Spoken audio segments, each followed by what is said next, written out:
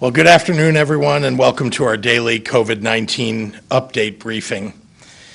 Yesterday, I noted that 5 of the 7 regions not scheduled to experience additional mitigations were above a 7% positivity average. Unfortunately, all 7 of those regions are now above a 7% positivity threshold. We also continue to see concerning trends in hospital admissions across the board. In particular, I want to note that Region 7, set for additional resurgence mitigations on Friday, is showing less than 23% remaining ICU and med-surg beds capacity at this time, while continuing to see increases in COVID-related hospital admissions. Regional trends are still moving in the wrong direction. In addition to mitigations being imposed to help bring down the spread of the virus, I want to remind everyone, mask up, Illinois. Keep your distance, wash your hands, get your flu shot, and think twice before taking unnecessary trips and getting together with people who don't already live with you. I also want to share with the public today 2 major updates. One about our vaccine distribution plan and one about our testing infrastructure. To be clear, there is no approved vaccine yet. But today is the day that my administration is updating healthcare providers and local health departments about Illinois' vaccine rollout framework. So I want to share that same update with the public. This plan will evolve as vaccine trials come to a conclusion and the FDA decides which to approve. First, I want to provide some background. Not long ago, the CDC asked every state to create a specific COVID-19 vaccine distribution plan in line with the agency's recommendations.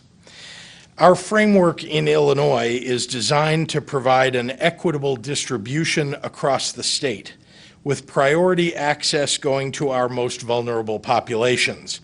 That includes, for example, frontline healthcare workers and first responders who directly interact with and treat COVID patients, as well as staff and residents in long-term care facilities.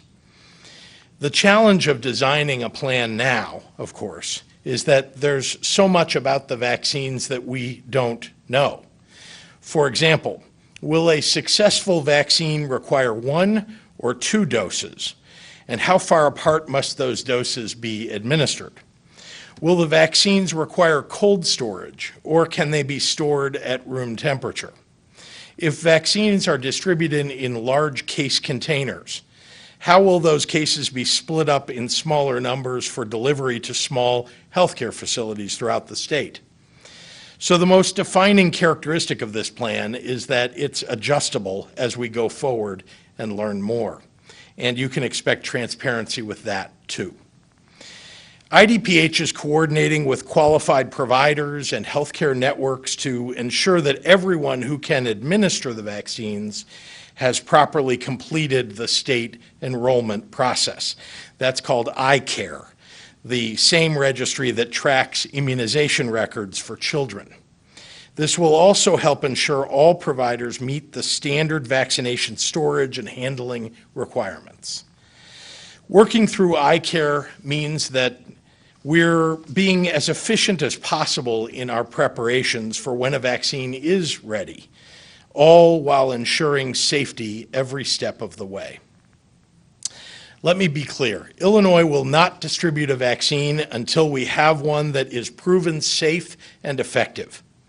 We have a highly qualified team of experts from the private and public sectors teamed up to evaluate the public data and process when the vaccine data is made available over the coming weeks or months. And I'll make sure that you can hear from them when the time comes. My second major update today involves testing. Today marks our first shipments from the state of Illinois to local health departments around the state, carrying more than 170,000 Abbott Binax Now tests. These are the rapid antigen tests recently purchased and distributed to states en masse by the federal government. The federal government and Abbott have indicated that these shipments will continue on a weekly basis through at least the end of 2020 and will total over 3 million tests for the state of Illinois. I want to make note with some real pride that these tests are manufactured right here in our state, and Abbott has hired over 2,000 employees in their new plant in Gurnee to manufacture them. Now, this is another example of where there's no formal national plan. Every state will have a different approach in using these Binax Now tests. Here in Illinois, we're viewing these tests as an important additional tool in our testing toolbox. We are piloting their usage in several different settings in order to gather more data about their accuracy and sensitivity, and then adjusting our plan to achieve the maximum impact so we can battle COVID-19 the best we can.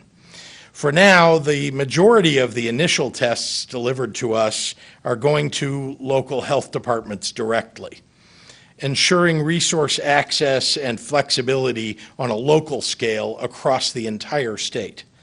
That means, depending on the needs of the community, the local health department can choose to distribute their tests for any of a number of localized needs, including for K-12 settings, first responders, federally qualified health centers, and homeless service organizations, as well as an array of other options. The state will also use early shipments of Binax Now to launch focused pilot testing programs in K-12 institutions, in long-term care facilities, as state-owned residents, in state-owned residents, such as veterans' homes, and additional priorities as they arise. The federal government is also separately sending Binax Now tests directly to long-term care facilities across the country, including here in Illinois, a process that started a few weeks ago. This selection and delivery is outside of the state's control. Currently, this Abbott Binax Now test has FDA emergency use authorization for people suspected to have COVID-19 within the first 7 days of symptom onset. In other words, we're still learning about what the test's role could be in screening efforts and other settings. Here in Illinois, we'll take what we've learned from the data about accuracy of results and scale up or adjust our programs as needed. At the end of the day, our main focus is just getting the best tests out to as many people as possible. We've had more success in that effort compared to many other states, and we'll keep working at it as long as we're fighting this pandemic. And with that, I'd like to turn it over to the Director of our Department of Public Health, Dr. Ngozi Ezike. Doctor? Thank you.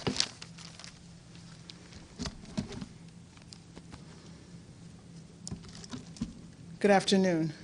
So as the governor mentioned, we are thinking very intentionally about the COVID-19 vaccine, and I know there will be a lot of concern about the safety of this vaccine.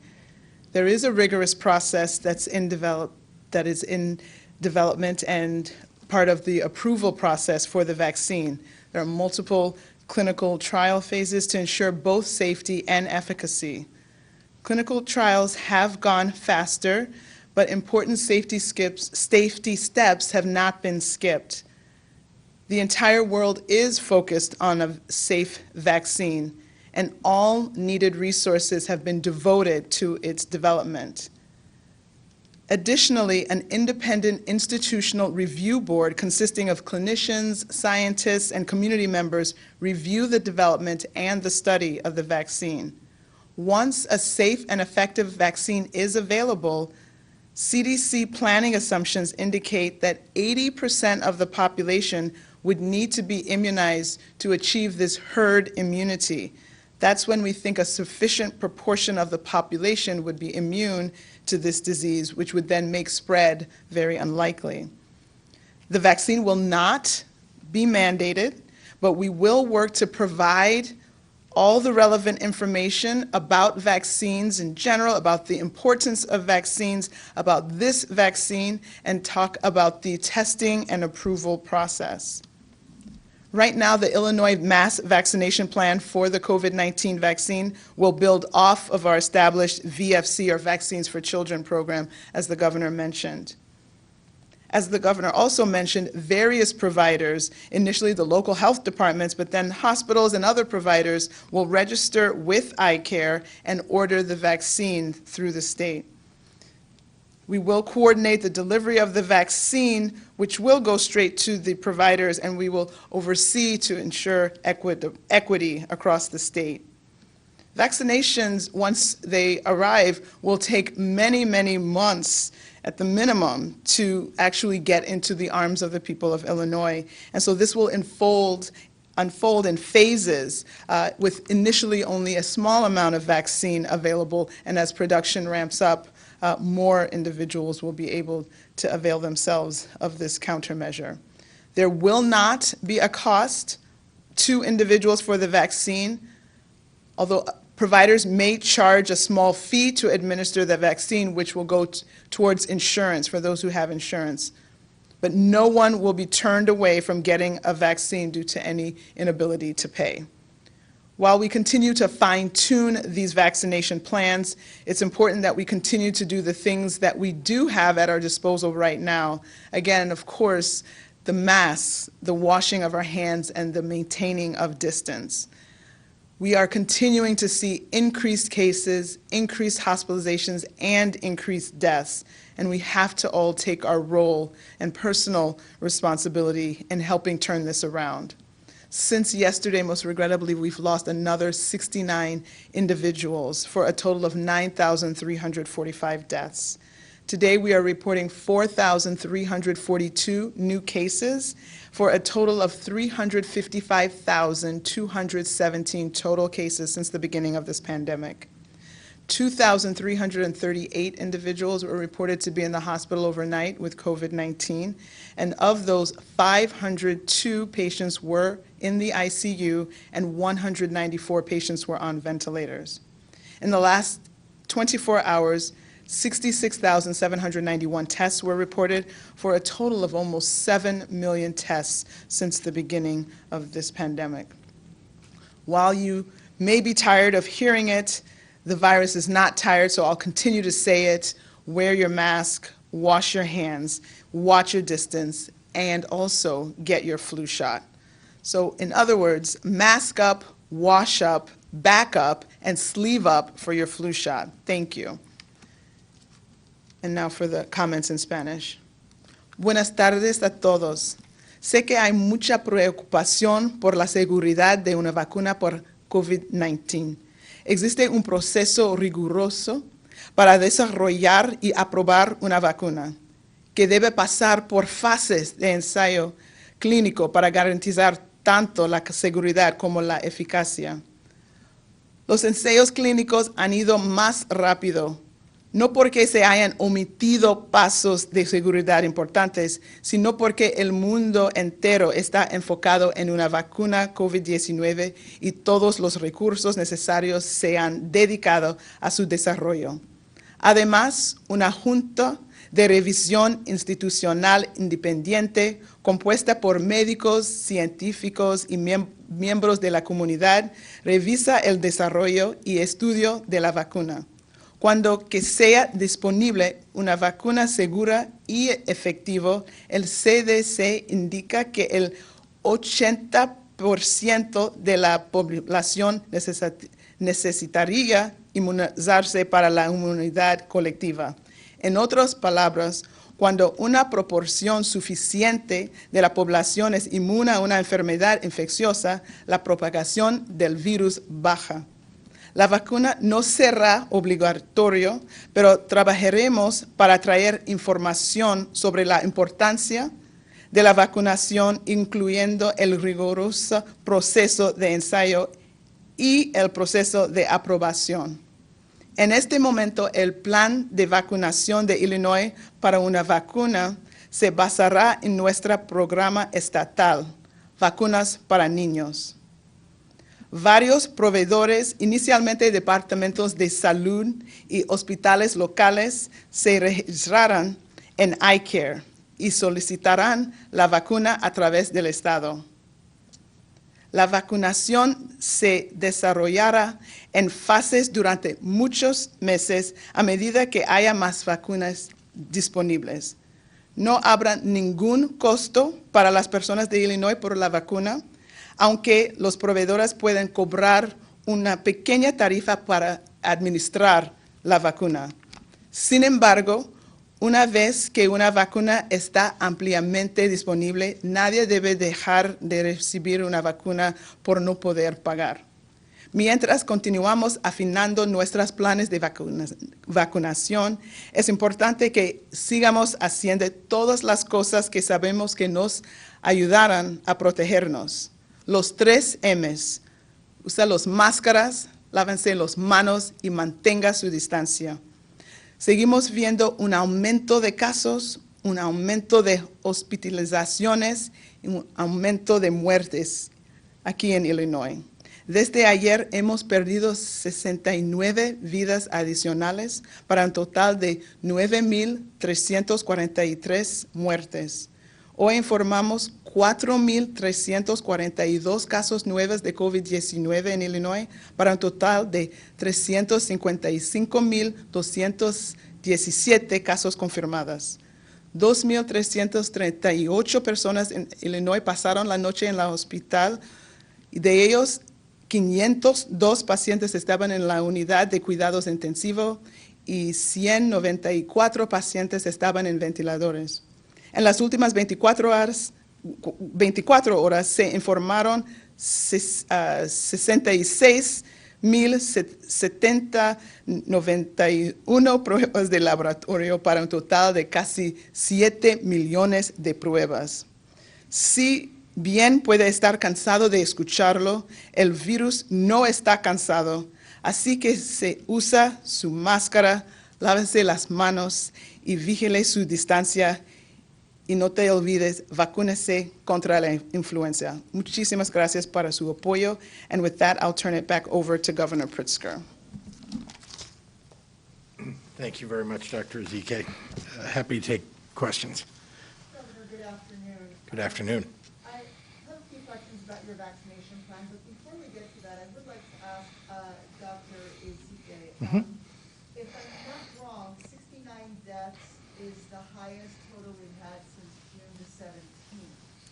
Does that mean we're now in that phase where the increase in the number of cases is also translating into an increase in the number of deaths?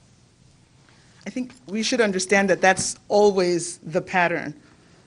A certain number of cases will go on to be hospitalizations. A certain number of hospitalizations will go on to be deaths. And so the more cases, eventually you will get to more deaths. And so the spike in cases that we've been seeing over the last 6 weeks, yes, unfortunately it is turning into additional mortality. Governor, with respect to your vaccination plan, you mentioned at the beginning that Illinois will not distribute a vaccine unless we determine that it is safe and effective and that there will be a team of experts to evaluate this. Is this similar to the plan that was announced by Governor Newsom in California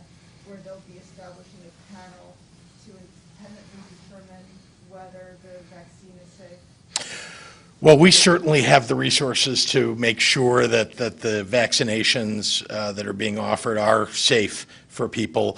Illinois, like California, like other very large states, has major hospital and medical capability and researchers and scientists. And so, yes, we are independently going to be looking at and ensuring that whatever it is that we distribute in the state will be safe. Is there a reason why you would want to do this independently, rather than just take the word from the FDA? Well, we've seen that the FDA, the CDC, the federal government has been completely politicized when it comes to COVID-19.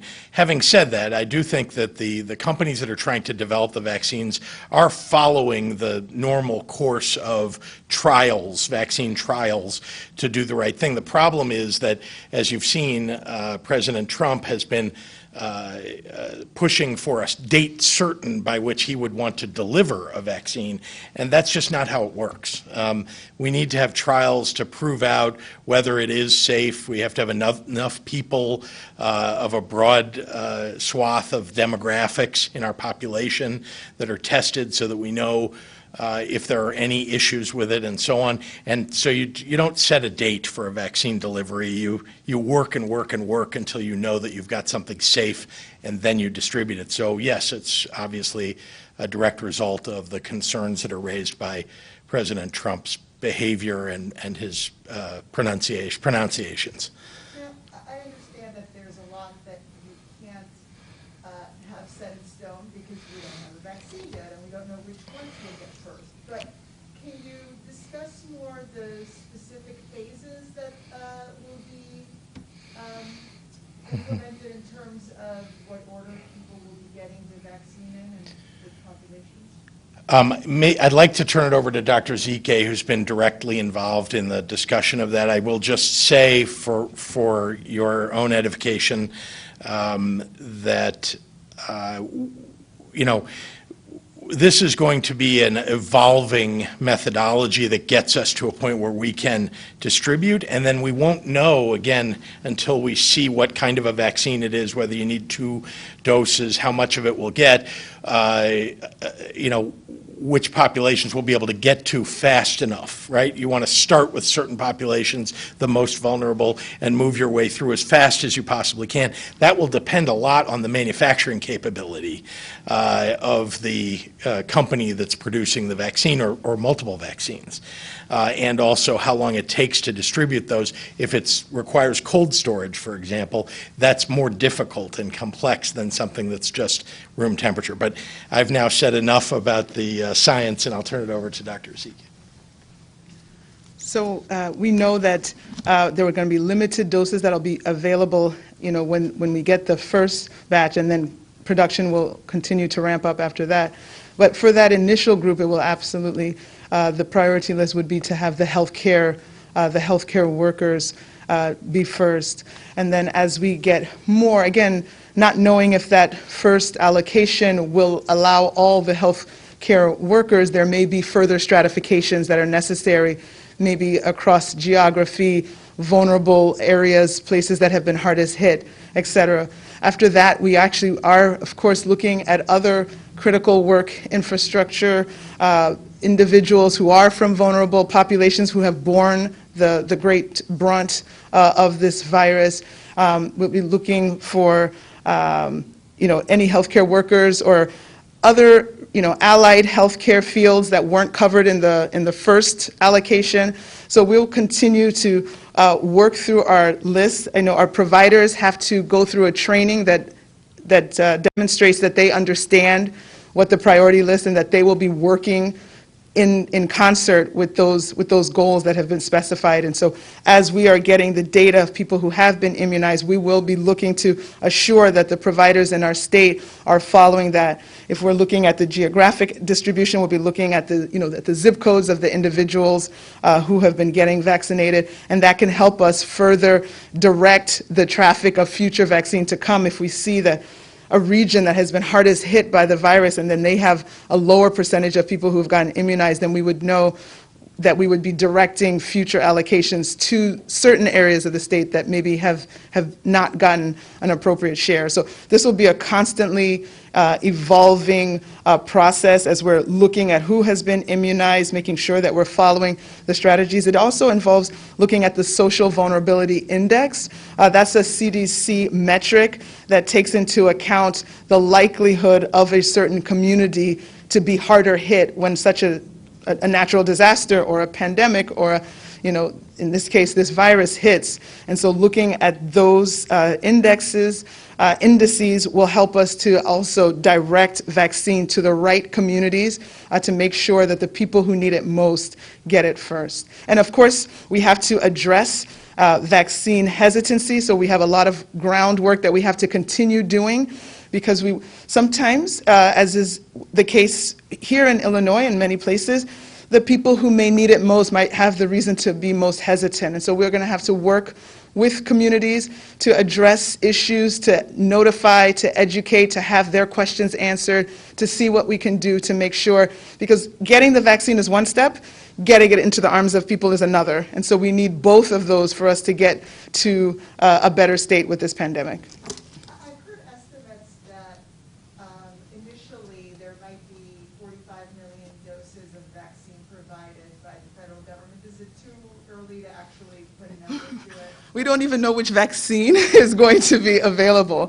So I think it's very premature to have numbers. I know that a lot of these vaccines, I think we started with 14 different vaccines that were, in the running. I think it's been condensed down. Sounds like there might be 5, and then we've, heard of some that have had to suspend their trials because of some adverse effects. But there's still at least 3 that are moving forward. We don't know which one will come out first, if 2 will come out together, if there'll be 3. So a lot of unknowns, but as we know more, then we'll be able to share more and then develop more refined plans. Okay. Governor, I have a couple of questions from my colleagues. One of them is from Fox 32, and they're asking that they're hearing from many bars and restaurants in Region 7 and 8 that simply have said that they're going to defy your order. What do you have to say to businesses that do that, and will state police be on the lookout for them? Indeed. The state police is now alerted to be on patrol in those regions. They have the ability, as you know, to not only issue citations, but they'll start by asking people to disperse and warnings and so on. But they have the ability to issue citations, and also with the information that we get at the state level, we can take away people's liquor license, which I have been reluctant to do because it has a semi-permanent effect on a business to take away their liquor license, especially for having not followed the regulations that are set out for them. So it'll be hard for them to get that license back. But now we're going to be making sure that we enforce that. And, you said at the beginning of this press conference that now the 7 regions that are not under mitigation are already at 7%. And I was looking at the numbers earlier. It doesn't look like they're trending well. Can we be talking next week about basically almost all of the states being under mitigation? It's hard to say, and I don't want to prematurely, issue some information about one region or another. It is up to each of those regions to continue to enforce the mask mandate, to make sure that they're keeping within the capacity limits that we know they're supposed to.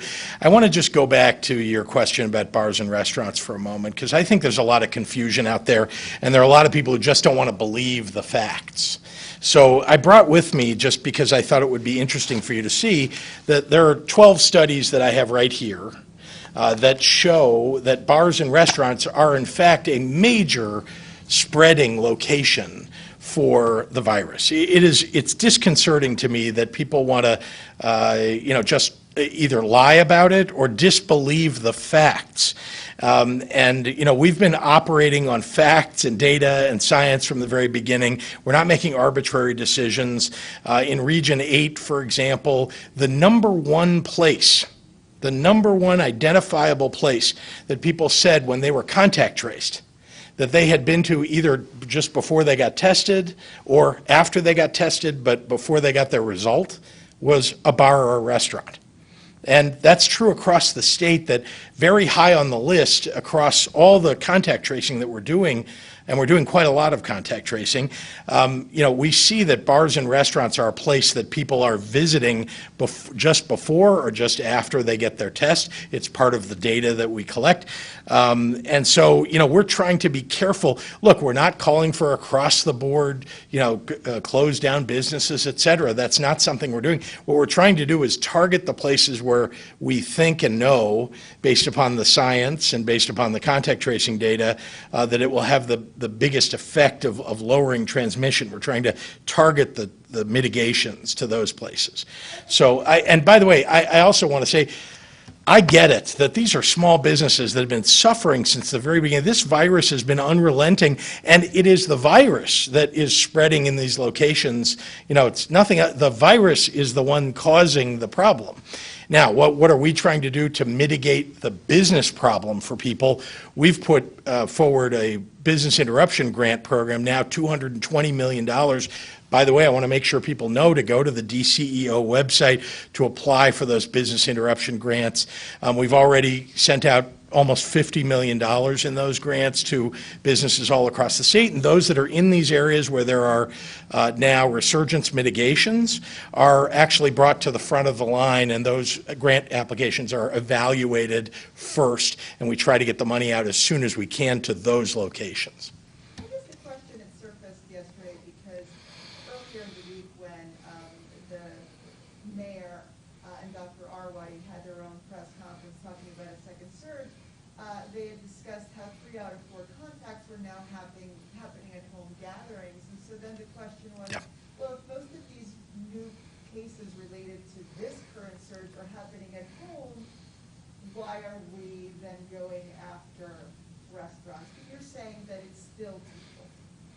Yes, I mean, I do want to reiterate what the mayor said, though. She's right, Dr. Arwady is right, that home gatherings, and I don't mean your family that you live with. These are gatherings where you're inviting people over. They may even be your own family, but they live somewhere else, and they're coming over to visit you. And I know, I want my family with me too, but people are lowering their guard. They're thinking that, oh, well, it's a family member, I don't need to wear my mask. But you don't know that your family member hasn't contracted COVID-19. You don't know where they were that day or the day before or 3 days before. And although they're trying to be careful, and there's no fault in it necessarily, but the virus may be living in them, on them. And so you just want to be extra careful, that's all. And it is happening, though. People are also somewhat disregarding the gathering limits. They will pack people into their home for a private party because, oh, the bar or restaurant isn't open for them to go there. And that's a real problem. And look, there's nothing that we can do about that other than to remind people that you don't want to get sick and you don't want to be one of those people that's going into the hospital or into an ICU. And you're seeing these numbers go up because people are simply disregarding. They're getting tired maybe of wearing their mask, or they just lower their guard just enough. And this is a real problem. We are surrounded by states that have positivity rates that are 2 and 3 and even 4 times the rate that ours is. And it is true that, and literally, we're landlocked, other than the lake, obviously, we're landlocked with states around us that have this problem. And we need to be extra careful about travel to and from those states. I know people work on both sides of the border and so on, but just be extra careful. Wear the mask. If there's nothing else that you hear me say today and every day, please wear the mask, keep a social distance. And the last thing, and I know there are lots of other advice, piece of advice that I could give about this to keep you safe, but please get a flu shot. If you get the flu and you get COVID, it is very, very dangerous, much more dangerous than just getting COVID by itself. I can just ask you one more question that is from one of my colleagues at Telemundo, and this might be for Dr. Ezike. They want to know if you're aware of an outbreak of COVID-19 at Stroger Hospital. They've been notified of one, and they just want to know if you've heard about it, and so Yeah, so I know we have had outbreaks in medical facilities. I know I have to meet with our communicable disease team later today and get an update on the most recent outbreak. So I'm not, and Stroger Hospital is my former hospital where I worked at. I'm not familiar with that outbreak, but I'm sure I will get briefed on it very soon. All right, thanks everyone. Thank you.